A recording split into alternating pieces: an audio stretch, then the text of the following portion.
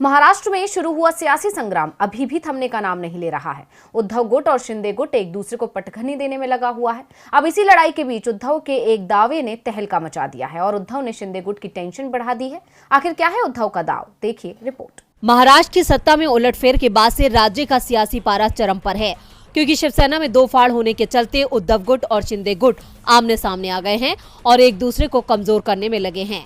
और अब बीएमसी चुनाव को लेकर भी दोनों गुटों की तरफ से जबरदस्त तैयारी चल रही है। लेकिन अब उद्धव ने शिंदे को करारा झटका देते हुए बीजेपी की प्लानिंग का खुलासा किया है। दरअसल अब उद्धव ठाकरे गुट ने दावा किया है कि शिवसेना के 40 बागी विधायकों में से 22 जल्द ही बीजेपी में शामिल होंगे।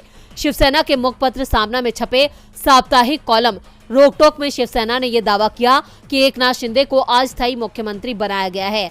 सारा काम फडणवीस कर रहे हैं, वो दिल्ली भी शिंदे के बिना जाते हैं। बीजेपी की मेहरबानी पर ही शिंदे का मुख्यमंत्री पद टिका है। सामना ने लिखा कि मुख्यमंत्री शिंदे के लिए ये खतरे की घंटी है।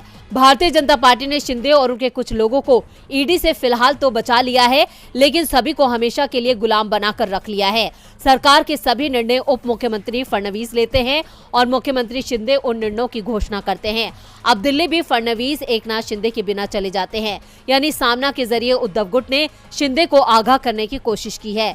ऐसा इसलिए क्योंकि अक्सर देखा गया है कि बीजेपी खुद को मजबूत करने के लिए अपने ही सहयोगियों को कमजोर करने लगती है। जहां पहले उसने शिवसेना में सेंधमारी की और शिवसेना को कमजोर करके खुद सत्ता हासिल की, और अब उद्धव का दावा है कि बीजेपी ऐसा ही कुछ शिंदे के साथ करने वाली है, जिसकी तैयारी हो गई है। अब उद्धव गुट ने दावा तो कर दिया है, लेकिन इन दावों में कितनी सच्चाई है ये तो आने वाला समय बताएगा।